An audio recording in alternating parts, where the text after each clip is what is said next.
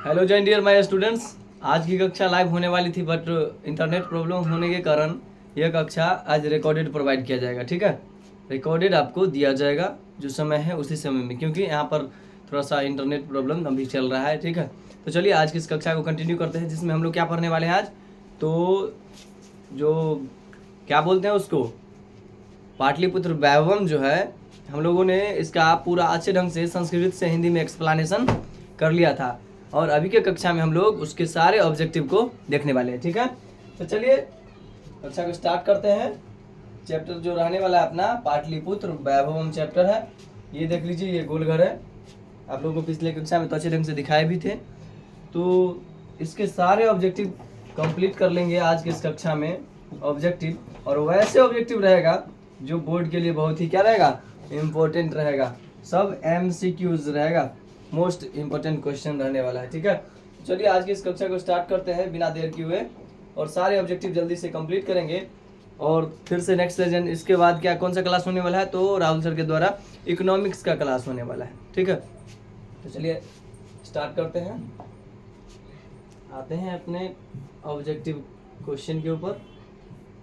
अभी तो आगे चलेंगे, ये आ गए। ठीक है, पेन सिलेक्ट कर लेते हैं, उसके बाद इसको हटा देते हैं। ये रहा।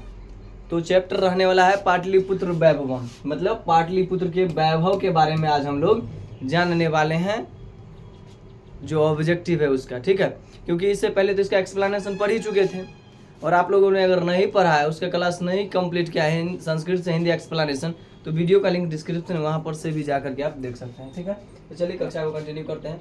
क्या बोला गया है, पटना का इतिहास कितना पुराना है। क्वेश्चन क्या पूछा गया है, पटना का इतिहास कितना वर्ष पुराना है। तो आप लोग को पिछली कक्षा में बताया गया था ना, जो पटना का जो इतिहास है वह 2500 वर्ष पुराना है। कितना वर्ष पुराना है, तो 2500 वर्ष, यानी option number A is right. 2000 वर्ष नहीं होगा, 1000 नहीं होने वाला है, ना 1500 होने वाला है। और यह क्वेश्चन 2018 के फर्स्ट पाली, 20 के फर्स्ट पाली और 2020 के फर्स्ट पाली में पूछा गया था, और कई बार पूछा भी जाता है तो यहाँ पर मेंशन नहीं किया जाता है। ठीक है, जो बनाया गया है क्वेश्चन जिसके द्वारा, ठीक है, तो ज़्यादा मतलब रिसर्च नहीं कर पाते हैं वो, जितना उनसे हो पाता है उतना ही बस लिख करके छोड़ देते हैं। कई बार ये पूछा ही जाता है, मतलब बार बार ये सब क्वेश्चन आते ही रहते हैं, सब MCQs है, इसलिए इसको आप लोग याद करते हुए हमारे साथ चलिएगा। ठीक है, तो पूछेगा पटना का इतिहास कितना वर्ष पुराना है, तो 2500 वर्ष पुराना है। कितना वर्ष पुराना है, तो 2500 वर्ष पुराना है। नेक्स्ट क्वेश्चन क्या पूछा गया है, पाटलिपुत्र किस प्रांत की राजधानी है। तो जो पाटलिपुत्र है तो किसकी राजधानी है, आप सब तो पहले उस दिन जान लिए थे। यह जो है, यह बिहार की राजधानी है। बिहार राज्य राजधानी नगरम पाटलिपुत्र से ना, पाटलिपुत्र बिहार की क्या है, राजधानी है। एक क्वेश्चन और है यहाँ पर, कुटिनतम काव्य के कवि कौन है। आपको बताया गया था कुटिनतम काव्य के जो कवि है वह दामोदर गुप्त है। कौन है, दामोदर गुप्त। और राजशेखर के द्वारा जो कवि किताब लिखा गया तो काव्य मीमांस था। क्या था, काव्य मीमांस। तो काव्य मीमांस के अगर लेखक पूछता या काव्य मीमांस के कवि पूछता, तो काव्य मीमांस के कवि या लेखक कौन हो जाता, तो राजशेखर होता है। कुटिनतम के कौन हो गया, तो आपका दामोदर गुप्त हो गया। और यह क्वेश्चन एग्जाम में कई बार पूछा गया है, दोनों। राजशेखर काव्य मीमांस के लेखक तो राजशेखर, और कुटिनतम काव्य के लेखक तो दामोदर गुप्त। ठीक है, तो चलिए हम लोग चलते हैं नेक्स्ट क्वेश्चन की तरफ। ठीक है, ये रहा अपना नेक्स्ट क्वेश्चन स्क्रीन पर, जो आपको दिख रहा होगा हमारे ख्याल से। चलिए देखते हैं क्वेश्चन क्या बोल रहा है। 4 नंबर क्वेश्चन, कलर चेंज कर ले, ये ब्लू कर लेते हैं। ठीक है, ब्लू दिखाई दे रहा है कैमरा में। किसके काल में पाटलिपुत्र की रक्षा व्यवस्था उत्कृष्ट थी। क्या पूछा गया है, किसके काल। काल का मतलब क्या होता है, समय। काल का मतलब क्या होता है, समय। तो रक्षा व्यवस्था की बात कर रहा है, तो यह चंद्रगुप्त मौर्य के समय में जो पाटलिपुत्र था उसका रक्षा व्यवस्था क्या था, उत्कृष्ट मतलब अच्छा था। ठीक है, कुमारगुप्त, समुद्रगुप्त ये सब का तो उसमें चर्चा भी नहीं था ना। कुमारगुप्त, समुद्रगुप्त यानी उससे कभी ये सब पढ़ाए थे क्या। तो चंद्रगुप्त मौर्य के समय में जो पाटलिपुत्र था उसकी रक्षा व्यवस्था बहुत ही क्या था, उत्कृष्ट था। अगला क्वेश्चन पूछा है क्या, सिखों के 10वें गुरु कौन थे। तो सिखों के जो 10वें गुरु थे वह गुरु गोविंद सिंह थे। सिखों के 10वें गुरु कौन थे? तो गुरु गोविंद सिंह, यह 10वें गुरु थे। कैवा गुरु थे? 10वें। अब पहला गुरु अगर बोल दे सिखों का पहला गुरु, पहला, तो वो कौन थे? गुरु नानक। ठीक है, और इन सब में पांचवा और तीसरा ये सब थे। ठीक है, आगे देखते हैं। पाटलिपुत्र वैभव मतलब पटना के वैभव पाठ में किस शहर का वर्णन किया गया है? इलाहाबाद का किया गया है क्या? गलत बात है। भागलपुर का किया गया? नहीं, ये भी नहीं किया गया। वाराणसी का किया गया है? तो बिल्कुल नहीं किया गया। वाराणसी के बारे में भी नहीं किया गया। उसके बाद क्या पूछा गया है? काल चक्र के कारण कितने वर्ष तक मध्य काल में पटना की स्थिति जर्जर रही? काल चक्र मतलब समय के कारण, समय खराब होने के कारण पटना की स्थिति कितने साल तक गड़बड़ रहा? 500 साल, जो बिल्कुल गलत। 1000 गलत, 3000 गलत, 200 वर्ष तक। कितना वर्ष? 200 वर्ष तक मध्य काल में पटना की स्थिति कैसा रहा? तो जर्जर रहा, मतलब बहुत ही खराब स्थिति से चला। ठीक है, चलते हैं नेक्स्ट क्वेश्चन की ओर। चलिए देखिए क्वेश्चन नंबर 8 क्या बोला जा रहा है? यूनान का राजदूत कौन था? तो याद रखिएगा, यूनान का राजदूत मेगास्थनीज था। ठीक है, ये क्या था? एक विदेशी यात्री था। और ये सब फायान, हेनसांग, इतिसंग, ये सब भी विदेशी यात्री था। तो कोई चीन का था, कोई और किसी देश का था। तो मेगास्थनीज के बाद अगर पूछा जाए तो कहाँ का था? तो मेगास्थनीज यूनान का राजदूत था, यूनान का रहने वाला था। ठीक है, अगला क्वेश्चन। सरस्वती का कुलगिरी कौन सा महानगर है? तो वो पाटलिपुत्र है, मतलब पटना है। दरभंगा के बारे में पढ़े हैं क्या? नहीं। नालंदा पढ़े हैं? नहीं। भागलपुर पढ़े हैं क्या? नहीं, बिल्कुल नहीं पढ़े। आगे चलते हैं। परिभूत पुरंदर स्थानम की संज्ञा किसे दी गई है? तो यह पाटलिपुत्र नगर को दिया गया है परिभूत पुरंदर स्थानम की संज्ञा। ठीक है, आपको यह बताया गया था जिस समय आप क्लास कर रहे होंगे ना, एक्सप्लेनेशन बनाने की है, तो लिंक है डिस्क्रिप्शन, वहाँ से कर सकते हैं। कर रहे होंगे तो उस समय आपको जरूर बताया गया होगा कि परिभूत पुरंदर स्थानम की संज्ञा किसे दिया गया है? तो पाटलिपुत्र नगर को दिया गया है। ठीक है, अगला क्वेश्चन पर आ गए हम लोग। क्या पूछा है अगला क्वेश्चन, इसको देख लीजिए। क्या बोला है? वराहमिहिर द्वारा रचित ग्रंथ कौन सा ग्रंथ है? तो वराहमिहिर द्वारा जो रचित ग्रंथ है वह बृहद संहिता है।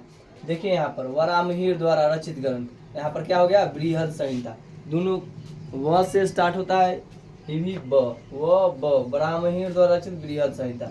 इस ढंग से आपको क्या कर लेना है? याद करते हुए चलना है साथ में। क्लास तो किया ही है, साथ में याद कर लीजिए। गुरु गोविंद सिंह का जन्म स्थल कहाँ है? तो पाटलिपुत्र है, पटना है। गुरु गोविंद सिंह का जो जन्म स्थल है कहाँ है? तो प्यारे बच्चों कहाँ है? पटना है। अगला क्वेश्चन 13 नंबर। काव्य मीमांस के रचनाकार कौन है? कुछ देर पहले ही ना आपको बताए थे। कुटिनतम काव्य के दामोदर गुप्त हम लोग को पढ़े थे। काव्य मीमांस के क्या पर बताए थे? राजशेखर। तो देखिए यहाँ पर है ना, राजशेखर। ठीक है, तो चलिए 14 नंबर क्वेश्चन पर हम लोग चलते हैं। 14 नंबर क्वेश्चन पर हम लोग आ जाते हैं।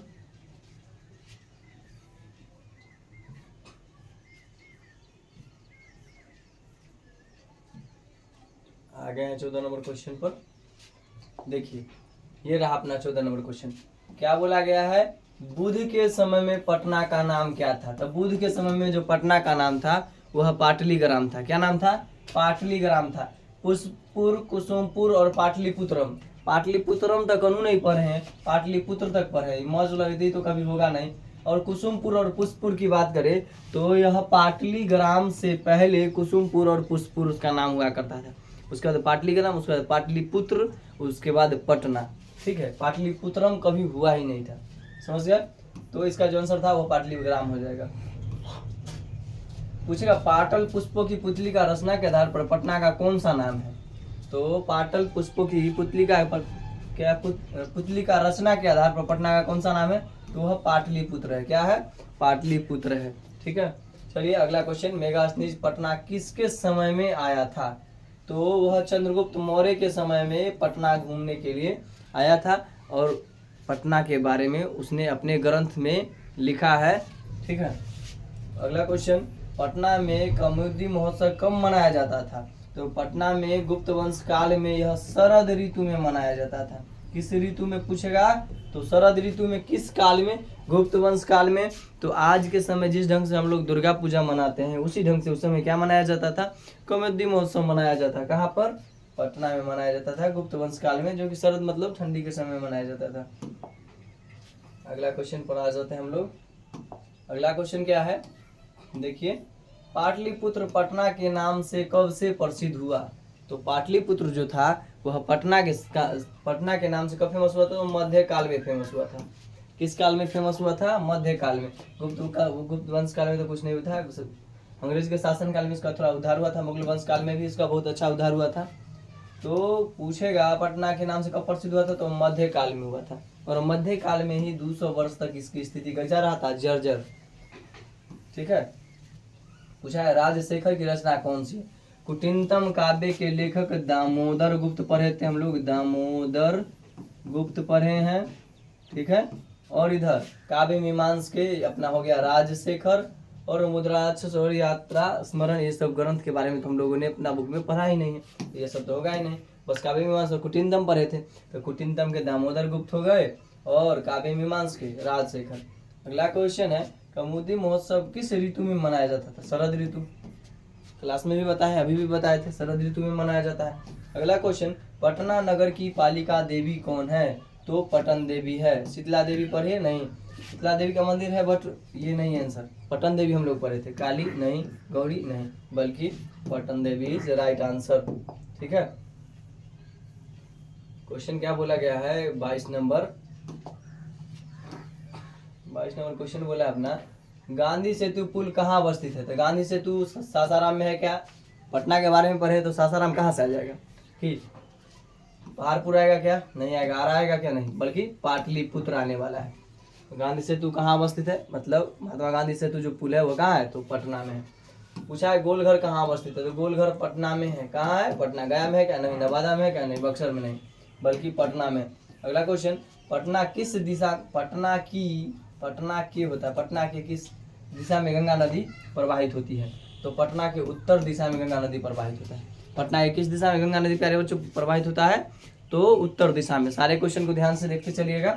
अगला क्वेश्चन, किस काल में पटना का नाम पाटलीग्राम था? तो पटना का नाम बुद्ध के समय में क्या पड़ा था? तो पाटलीग्राम पड़ा था। क्या पड़ा था? पाटलीग्राम। अगला क्वेश्चन, महावीर मंदिर कहाँ स्थित है? क्या पूछा है? महावीर मंदिर। तो महावीर मतलब जो क्या बोलते हैं उसको, हनुमान जी का मंदिर, तो कहाँ है? तो वह पटना में है। आरा नहीं होगा, न बक्सर होगा और न ही गया होगा। ठीक है। अगला क्वेश्चन पर चलते हैं। देख लीजिए अगला, महावीर मंदिर तो देख लीजिए कहाँ पर है? तो महावीर मंदिर अपना पटना में है। महावीर मंदिर पटना हो गया। उसके बाद है पाटलिपुत्र किस नदी के किनारे स्थित है? तो आप लोग पढ़े थे ना, पटना के उत्तर दिशा में गंगा नदी प्रवाहित होती है, मतलब गंगा नदी बहती है। तो पटना के उत्तर दिशा में कौन सा नदी? गंगा नदी। यानी किस नदी पर अवस्थित है? तो गंगा नदी पर स्थित। अगला, पटना शब्द की किस शब्द से उत्पत्ति हुआ है? तो पतनात शब्द से क्या हुआ है इसका? पतनातम शब्द से पटना शब्द की क्या हुआ है? उत्पत्ति हुआ है। अगला क्वेश्चन, पाटलिपुत्र का नामांतर क्या है? तो डी, कुसुमपुर। उसका पुराना नाम क्या था? कुसुमपुर। पाटलिपुत्र ऐसा वाला तो कभी पढ़ा ही नहीं, ये तो था ही नहीं। इसका नामांतरण मतलब पीछे का नाम क्या था? तो इसका नाम कुसुमपुर था। हरिहरपुर इसे पढ़े ही नहीं, हाजीपुर पढ़े ही नहीं, बल्कि पाटलिपुत्र का जो नामांतरण पीछे का जो नाम था वो क्या था? पाटलिपुत्र का पीछे का नाम कुसुमपुर। क्या नाम था? कुसुमपुर, पुष्पपुर। उसका पाटलिपुत्र किस राज्य की राजधानी है? पाटलिपुत्र जो है पूछा है आपसे, पाटलिपुत्र किस राज्य की राजधानी है? तो पाटलिपुत्र मतलब पटना। पटना यह बिहार की राजधानी, उत्तर प्रदेश का नहीं है, मध्य प्रदेश का नहीं, आंध्र प्रदेश का नहीं। उत्तर प्रदेश का, मध्य प्रदेश का राजधानी भोपाल है। आंध्र प्रदेश का कहाँ है रे? हैदराबाद। फिर उत्तर प्रदेश का सब लोग चेक कर लीजिएगा अपना। ठीक है। पाटलिपुत्र में किस महापुरुष की जन्मस्थली है? मतलब जो पाटलिपुत्र जगह है पटना, वह किस महापुरुष का जन्म स्थल है, जहाँ पर जन्म हुआ था? तो यह सिखों के 10वें गुरु गोविंद सिंह का यह क्या है? जन्म स्थल है। सिखों के 10वें गुरु गोविंद सिंह का जन्म स्थल। और सिखों के पहला गुरु कौन थे? तो सिखों के पहला गुरु नानक थे। इसका आंसर क्या होगा? जन्म स्थल पूछा है तो गुरु गोविंद सिंह होगा। ये आपको ऐसे समझने के लिए रैंडमली बता दिए हैं। ठीक है। बस अगला क्वेश्चन पर चलते हैं। और यह अगला क्वेश्चन जो अपना 32 नंबर, एशिया महादेश का सबसे बड़ा सेतु क्या है? सेतु कौन सा है? तो यह गांधी सेतु पुल जो कहाँ है? पटना में है। एशिया का सबसे बड़ा सेतु कौन सा है? गांधी सेतु, जो कहाँ है? पटना है, इस क्वेश्चन के अकॉर्डिंग। लेकिन वर्तमान में जो कि एशिया का वह भूपेन हजारिका पुल है, भूपेन हजारिका पुल, जो कहाँ पर पड़ता है? तो असम में पड़ता है। कहाँ पड़ता है प्यारे बच्चों? असम में। ठीक है, तो ये आपकी जानकारी के लिए बता दी है, इसको आप नहीं भी याद रख सकते हैं। यहाँ पर क्वेश्चन में आपको याद रखना है गांधी सेतु, जो कि इसमें है नहीं। इसमें क्या है, मतलब वो भूपेन हजारिका नहीं है और ना ही आपको देगा, बल्कि आपको गांधी सेतु मार के आना है, जो पूरे एशिया का क्या है? सबसे बड़ा पुल है। अगला क्वेश्चन, कमेदी महोत्सव कहाँ मनाया जाता था? तो कमेदी महोत्सव कहाँ मनाया जाता था प्यारे बच्चों? तो यह शरद ऋतु में यह पाटलिपुत्र पटना में मनाया जाता था। ठीक है, अगला क्वेश्चन, चंद्रगुप्त किस वंश का संस्थापक था? तो चंद्रगुप्त जो था वह मौर्य वंश का संस्थापक था। किस वंश का? मौर्य वंश का। मुगल वंश का तो कोई और संस्थापक था ना, ये नहीं था। परमार वंश का, ये भी नहीं था। मौर्य वंश का संस्थापक जो थे वो कौन था? अपना चंद्रगुप्त, जो किसका पोता था? अशोक का ना, सम्राट अशोक का बेटा था शायद ना। देखिए यहाँ पर पाटलिपुत्र का बुद्ध काल में नाम क्या था? तो पाटलिपुत्र का जो बुद्ध, भगवान बुद्ध थे उसके समय में जो पाटलिपुत्र का जो नाम था वो क्या था? वह पाटलीग्राम था। क्या नाम था? पाटलीग्राम, यही से होगा ना। यहाँ पर पाटलग्राम दिया जो कि गलत है, पास पुष्पपुरम गलत है, पटना गलत है। तो पाटलिपुत्र का जो बुद्ध के समय में जो नाम था वो क्या था प्यारे बच्चों? तो पाटलीग्राम। क्या नाम था? पाटलीग्राम था। और यह ऑब्जेक्टिव का जो सेशन होता है यहीं पर कंप्लीट होता है। इससे ज़्यादा अगर एक भी क्वेश्चन बोर्ड में आज तक अगर पूछा है तो आप बता दीजिएगा, और इससे बाहर बोर्ड में नेक्स्ट टाइम जो 2025 में जो आपका होने वाला है पेपर, उसमें भी इससे बाहर नहीं पूछेगा। तो जितने भी 35 ऑब्जेक्टिव बताएं उसमें से 35 में 35 आपको जरूर याद होने चाहिए। और आप लोग अपना मतलब वो राय कमेंट सेक्शन में जरूर बताएं, जो आपको कितना ऑब्जेक्टिव लग रहा था, जो मैं यहाँ पर बोल रहा था वहाँ पर आप लोग बना रहे थे, मतलब आपको वो आंसर आ रहा था, क्योंकि आप लोगों ने तो क्लास किया था।